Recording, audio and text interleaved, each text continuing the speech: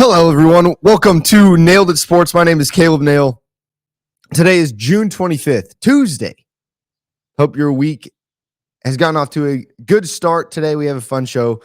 We're going to cover some champions today, give our thoughts on some other things that happen around the sports world. But you can find me on X, Caleb_Nail, N-A-L-E. Be sure to comment down below in the video. We're on YouTube. If you're listening on audio, we're on YouTube. Granted, it's very choppy. We call this G5 Wi-Fi. The audio works, but the video is choppy. So you get pauses on my ugly face. Sorry about that. Before we get started, one of the things I like to do is I like to share a Bible verse for you guys, something that is part of my daily life, and I want to share that with you. And I've been going through the book of James over the past couple months, and it's been very fruitful in my life. So I want to share a little bit of the first chapter of James with you. And James writes, "If any of you lacks wisdom, you should ask God, who gives generously to all without finding fault, and it will be given to you. But," it's always a but, "when you ask, you must believe and not doubt, because the one who doubts is like a wave of the sea, blown and tossed by the wind. That person should not expect to receive anything from the Lord. Such a person is double-minded and unstable in all they do." One of the things I struggled with a lot over the past almost 30 years now, geez, is one, I asked for a lot of things. That changed over the past year. Now what I do ask for is guidance, and now I know the Lord is going to guide me. I have no doubt the Lord is going to guide me where He wants me, and He's not going to guide me where I want to be. That He's going, and I'm going to let Him use me. So, and that has led me to Nailed It Sports. So let's do this thing, shall we? It's been a lot of fun, and if you have any questions, let me know. Okay, I want to touch on some things. I don't know what sports you're all into, but soccer is going on right now. Big soccer tournaments. So we have the Euros, which is the European Championships, UEFA. And I got some Croatian blood in me, so I want to touch on that real quick. The Copa America is going on, the CONMEBOL, so USA play. We talked about it a little bit, but I want to start with the United States. So the United States is competing in what they call Copa America. That is a South American soccer competition, but because South America, I believe they only have around a dozen countries that compete, they invite more countries from around the world, most of them being, and I believe all this year, from CONCACAF region, which is North America, Central America, and the Caribbean. So the United States was invited, Jamaica, Mexico, Panama, I know Canada. We were all invited. So we are competing in a group with Bolivia, Panama, and Uruguay. So we played Bolivia on Sunday, and the United States won 2-0. I should say it's a good win. But Bolivia is the lowest ranked team in the entire competition. No, lowest ranked team out of the South American teams in the competition, out of all South American teams. So this was expected. If you watch the game, you were expecting more goals, like myself. Christian Pulisic, a lot of people pronounce his name differently. I say Pulisic. The Croatian in me has to have the itch at the end. He scored a scorcher from way out early in the game. And then we had a Balogun score later on. Balogun had multiple chances to put it in the back of the net, only put one in. I thought he was okay. He's going to have to be better when we play tougher competition like Uruguay. But the biggest problem against Bolivia was our center backs, in my opinion. Actually, our defense. I would say our back line. We gave the ball away. They were controlling it, play from the back, and our center backs would just kick it up, make terrible passes, turnovers. I thought our Scally, if you watch the game, you know who I'm talking about. He's one of our, I think he's our left back or right back. One is Anthony Robinson, and Robinson's legit. The other one is Scally. Scally's a little seemed like scatterbrained. He's just going a million miles an hour trying to keep up, and we know what it reminds me of John Wooden's quote, "Be quick, but don't hurry." Well, he was in a little bit of a hurry. So we got to slow it down. Play when we're playing from the back, limit the turnovers. Yes, it was a 2-0 win. Great. Should have been 3-4-0, and just way too many turnovers. Gave away too many chances to Bolivia that they did not deserve. And granted, they didn't take advantage of them.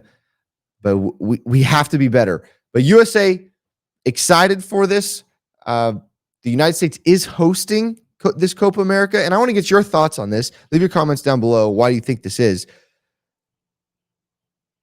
So this is every 4 years, Euros, Copa America, and it's kind of like how the Olympics does it, right? Every 4 years we have the Summer Olympics, but then also every 4 years is the Winter Olympics. So there's really 2 years in between. It's the same. We have World Cup, and then they put in between for the other 2 years. We wait 2 years. We have Euros and Copa America. Well, USA is hosting this, and we're also hosting the next World Cup. I believe, right? I believe so. And we really need to start building the soccer culture, the fandom here. And it's kind of been an embarrassing turnout. United States played at AT&T Stadium in Dallas, a big stadium. But the problem with playing in football stadiums, one, is they're massive. So even if there's 40,000 people there, it doesn't look very big. It doesn't look full.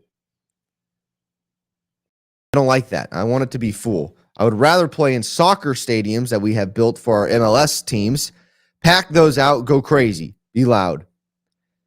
The other thing is our football stadiums. Oh, this is beautiful. There is a huge hawk in my backyard flying around. Nice red-tail hawk. Very cool. Please get a gopher. Please.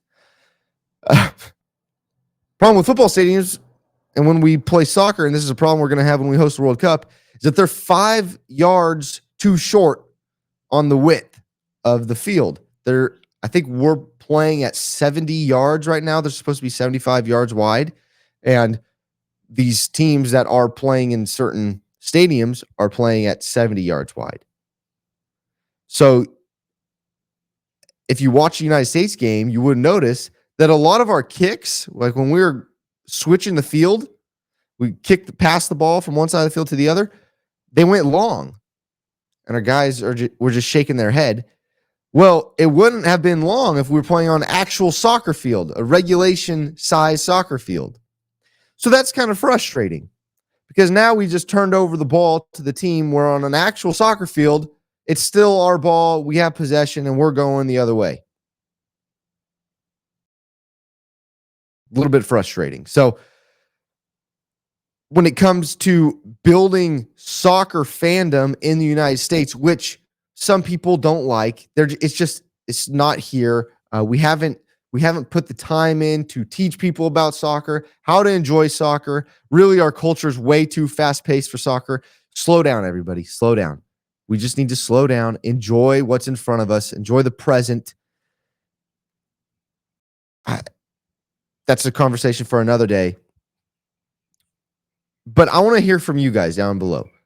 What do you think needs to happen for the United States sports crowd to buy in to soccer? And I'm going to niche it down to the United States national team, not MLS. MLS has a lot of problems. We could touch on that later. Like, they're in the middle of their season right now as these big tournaments are going on.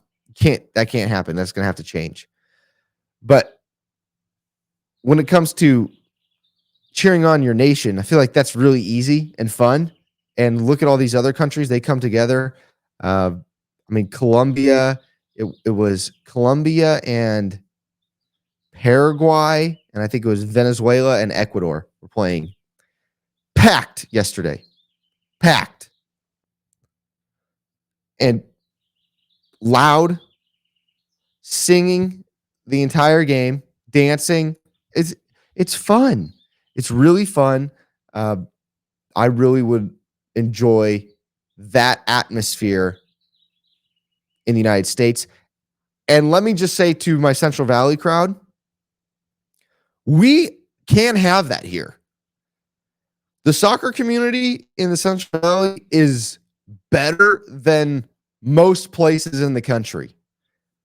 We just don't have anything to cultivate that other than high school soccer, which is fine. I absolutely love high school sports. I think it's the last true bastion of amateur sports, because college,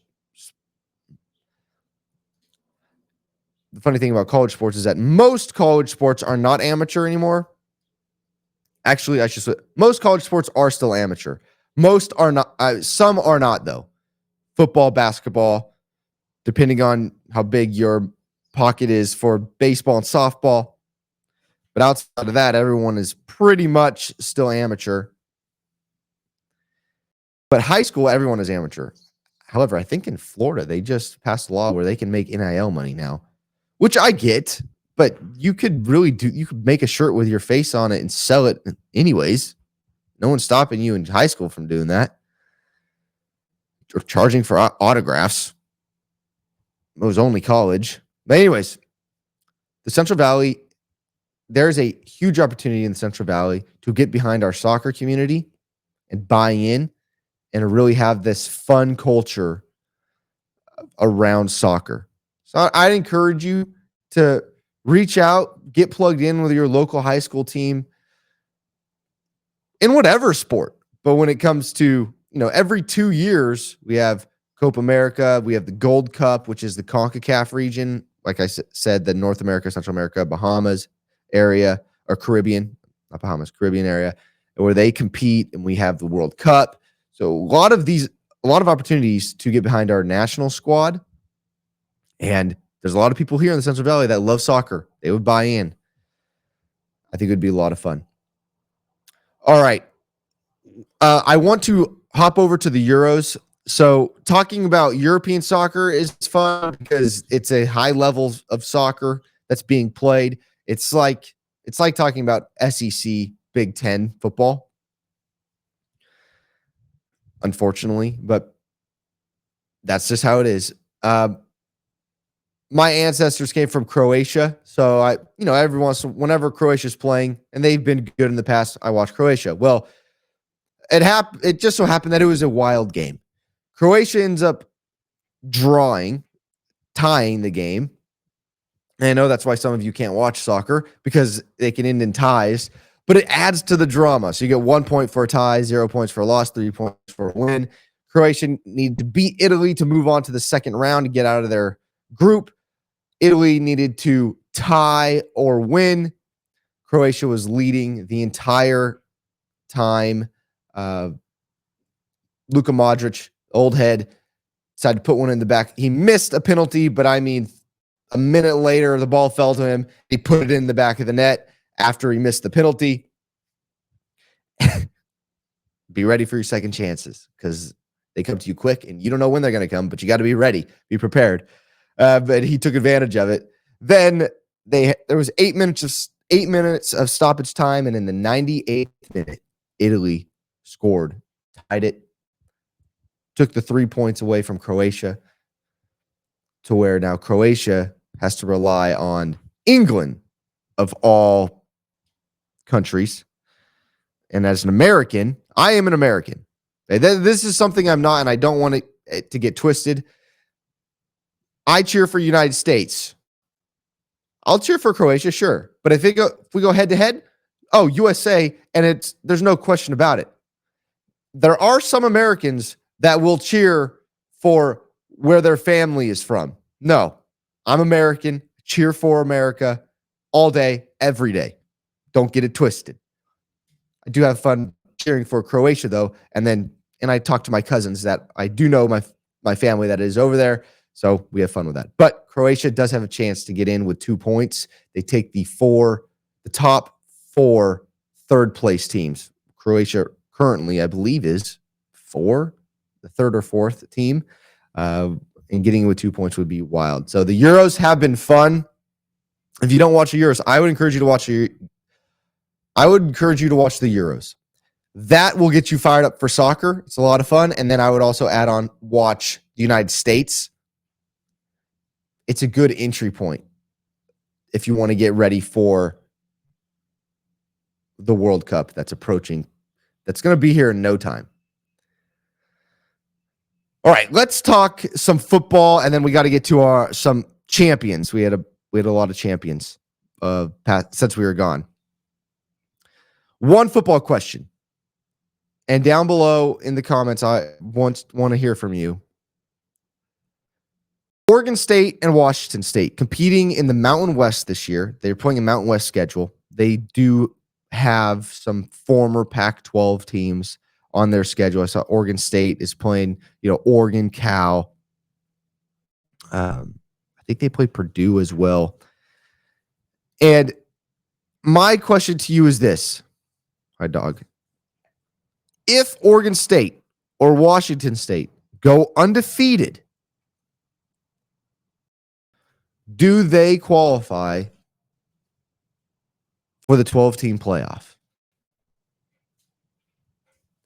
Let's use Oregon State for example. I know they play non-cons. Oregon, Washington State. Sorry, not Washington. Oregon, Stanford, and Oregon, Cal, Purdue. Jeez Louise, Gail, get it right.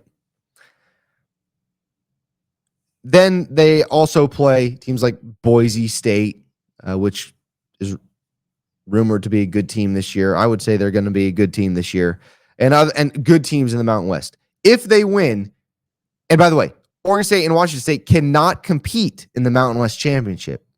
So they cannot win the Mountain West, even if they go undefeated. They're not competing in a conference championship. And I'm going to add this: if they squeak by if they squeak by Oregon, and then they squeak by Boise and some lesser opponents, they squeak by, but they do go undefeated, finish top 25. Maybe even, let's just say they finish outside the top 12. Do they get in? I hope this happens. And luckily they don't play, Oregon State doesn't play Fresno State. I would hope it happens because it would be fun to have, let's just dream a little bit here, an undefeated Oregon State, an undefeated Fresno State, or a highly ranked Fresno State. Did I say Florida State? Fresno State, highly ranked Fresno State, undefeated Oregon State, A Memphis or a Tulane out of the American that are really good. App State out of the Sun Belt, someone out of the Sun Belt, and then Liberty. They have the easiest schedule in the country out of Conference USA. I would love to make it really hard on the committee because all conference champions deserve a shot at a national championship. You could say all you want about strength of schedule, strength of your conference. You're not changing my mind. If you win your conference, you deserve a shot at a national championship. We do it in basketball. We do it in baseball. You win your conference tournament, you go. Football is the only one. And I shared last episode the percentages of teams that make the playoffs. In college football is the lowest percentage of teams to make the postseason from any sport. Any sport.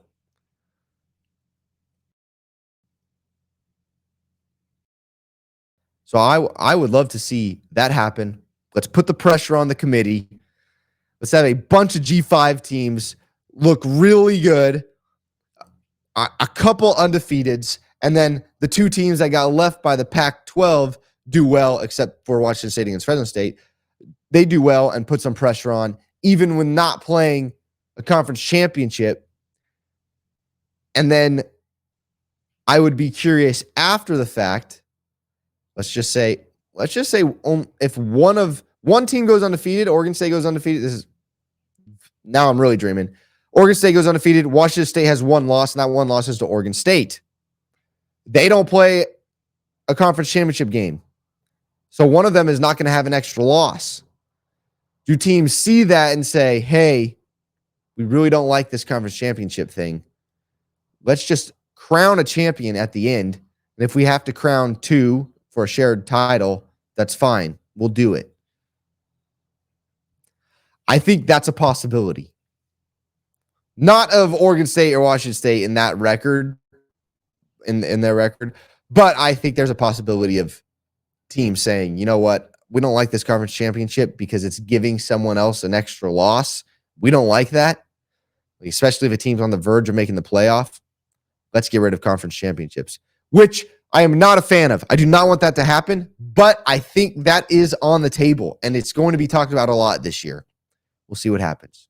I'm hoping for chaos, always. Big fan of chaos. All right. Congrats to Tennessee Volunteers on the College World Series win. They are your national champions. Fun game. Tennessee, the last time we talked, they hadn't played yet, but because we talk on the last time I talked to you was on Saturday, then the next time I talked to you was on Tuesday. So in that time period, Tennessee won. They won their two games in the best of three. Texas A&M did win one. But I want to talk about this third game that was played yesterday. We talked before that the key is going to be Texas A&M pitching.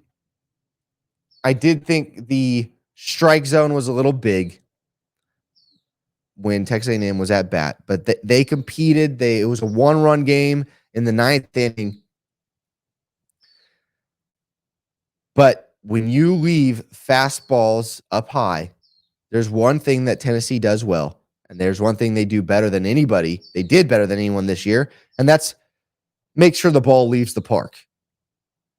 They hit more home runs than anybody all season long, College World Series and regular season combined. They smoked the ball. First at bat, home run. That Moore kid is legit. When I talk about, we got to score runs. We covered Fresno State on Beware Bulldogs. We're gonna score runs, but what has to be consistent is pitching. And when your pitching is not consistent, especially from your starter, it's gonna hurt you. And it just takes one pitch, especially against Tennessee. And that's what's so tough. At that level, you leave one fastball high, you throw a curveball that gets away from you, and you leave a little bit high. a slider over the plate. It's not coming back. You don't get those back against teams like Tennessee. And they took advantage of those pitches, and they left the yard. And those are the teams that are going to win national championships. So congrats to Tennessee. They did. And their starter, I forget his name. He was legit. It was fun. It was it's the first national championship in the baseball realm for Tennessee. Out of the past 5 College World Series, it's been 2 SEC schools. 4 out of the 5. 4 out of the 5 past College World Series has been 2 SEC versus SEC. I would like to change that. I'd like to change that in the football world. Basketball world is tougher, so they're still trying to catch up. They are good, but they can't finish. But in the baseball world, they're dominant as well. I'm sick of it, guys. I'm getting sick of this SEC domination. We need to compete. We need other schools. We need new blood in there. But it's a super conference now, so we'll see. Congrats to Tennessee. Still got to play the games in front of you. Also, Florida Panthers in Game 7 beat the Edmonton Oilers 2-1. I did get to enjoy this game. It was very entertaining. After being up 3-0 and Edmonton coming back, winning 3 straight, it's nice to put them away. They can rest now. They had to make it very difficult on themselves, hard, but they did it. It's what a relief it is for Florida and for everyone in the United States, because not going to lie, I want the Stanley Cup to go to Canada. All right. Real quick, before I get out of here, I did want to shout out Scottie Scheffler. He won the Travelers competition. He beat Tom Kim. And afterwards, I thought it was great. Scottie's wife came down, mom and dad congratulated him. They had the baby in hand. And Scottie is just a great guy. That's the type of guy I want my kids looking up to. And the same with Tom Kim. Great guy. They're great friends.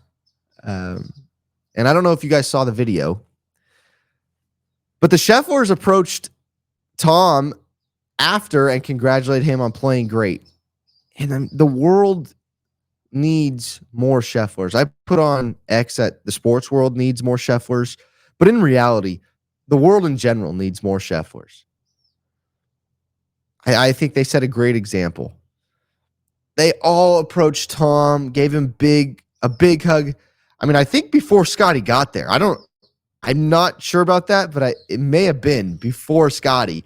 They all gave Tom Kim a hug, told him congratulations. He played great because it went to the playoff, by the way. Tom birdied the last hole, and Scottie parred, and it sent it to a playoff, and they played it again. Scottie did have let's go at the end, which was fun to see. But I think as a family, I look up to the Schefflers. I look up to Scottie. He's very professional.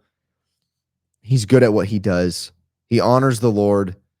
I mean, that's who he lives for. And everyone knows that. And the love that he shows his competitors is awesome.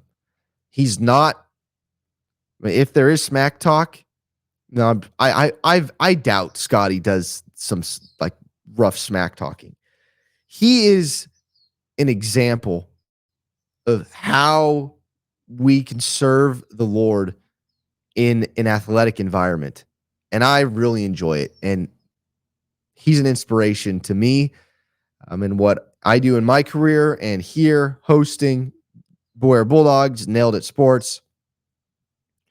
So I just want to thank the Schefflers and encourage you guys, let's love on our competitors encourage our competitors, because what is wrong with wanting to see people succeed? Right? I'm not the only podcaster in the Central Valley. I want to see the podcasting world be successful. I want them to succeed. I'm cheering for their successes, and I know I want you guys to do that as well. I want my son to cheer on the people in his community, whoever that be. So that's my encouragement to you guys. Another thing.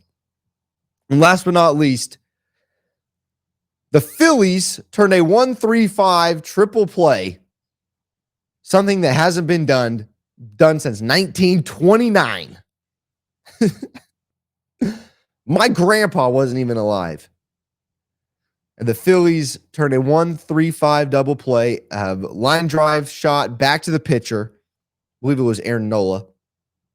Caught it, doubled up the guy at first. Bryce Harper was at first, threw it over.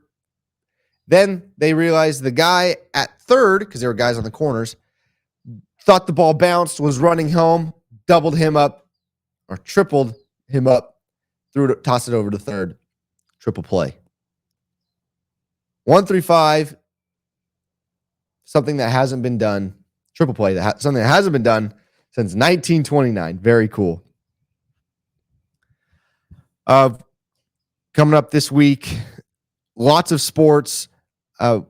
United States plays Panama Thursday at 3:00. So that's where I want you to tune into soccer. Really try. I know for some of you it's going to be hard, but I want you to try. I want you to just enjoy it. Sit there. It's something that your wife can understand, because all it is you put the ball in the back of the net. It's a beautiful game. It really is. You watch how they move and how all the players move offensively, defensively, pass the ball. I think it's fun. And it's so rewarding and exciting when the ball goes in the back of the net. It really is. Thursday, 3:00, USA plays Panama. Now that the NHL is done, the NBA is done, really the thing to look forward to is college football. So here on Nailed It, what I usually do, I really like the quarterback position. So I'm going to be going through top 5 quarterbacks in conferences leading up to the season. We will cover more college football than anything on here. I'm a huge college fan, so college basketball, college football. By the way, Fresno State has their AD, Garrett Classy. I'm a fan of the hire. I think Garrett, raised on a dairy farm, he's experienced in this realm. He was at Houston before. I believe he was assistant athletic director. You can go listen. We talk about it at length on Beware of Bulldogs. The Houston AD was let go, I believe, and then Garrett was the assistant over there, and he moved out to Fresno. I think this is going to be good for him. The first photo he took, he had I think it was the day it was announced, photo of a Fresno State hat at a winery. And the winery reminded me of Givali Winery, little plug there, in Fresno. Just homey, got the wood around it. It was great. And so he's going to fit in. Garrett, we're going to show you around the Central Valley wine region. And, I think that, we talked about on Beware Bulldogs, and something I want to bring up here is when it comes to fundraising, because that's what an athletic director is. He's a fundraiser. That's what he is. You have to be able to relate to people. You have to be able to relate to fans, coaches, kids, everyone. You have to be a people person. Kiss babies. But when it comes to fundraising, it's totally different in places like Houston and Nebraska compared to Fresno. See, Nebraska has the largest NIL Out of all colleges, the biggest one. They started it. They basically, I believe Classy helped with the NIL at Nebraska, where it's all in-house. It's not third-party NIL. It's all in-house. Actually, it wasn't NIL. It was the media. That's what it was. It was media. Garrett Classy helped set up the in-house media. So whereas Fresno State, we have third-party, we have Learfield. We used to have someone else in the past. We contract that out. Well, he helped set up this media that was in-house. That could be good. I don't know. That's going to take more money because we have to hire people and pay those people, payroll taxes, things like that. But then in Houston, he helped them move that move to the Big 12. So he has that experience. I like that. I do think it's going to be challenging, a lot more challenging than those schools. So he's got to be ready. And I think someone that hasn't been in AD before, it's here's the thing about that. Well, I'll tell you what I think first. You haven't been in AD before. You're determined. You're going to go in and prove yourself. That's what I like. The other thing, though, is we have administrators who may think we can mold him how we want him to be. We can control him. And I don't want that. I want someone that will say, no, he will stand up and say, no, this is how it's going to be. We need this to improve. Get out of my way. I'm going to do it. I will not stand for corruption or nepotism or anything like that. We're going to get it done. And I hope Garrett Classy is that sort of man. Grew up on a dairy. Oh, just saying. And then the last thing is that the basketball program continues to bring in players. Head over to Boyer Bulldogs. We go through the entire roster. I believe they have one more scholarship left. It's looking like a fun team. Long, athletic. We're going to have a good time. All right, you guys. Thank you very much. God bless. I'll be, if you have any prayer requests, let me know over on X. DM me. Caleb_Nail, Nale. This is Nailed It Sports. Have a wonderful day. See ya.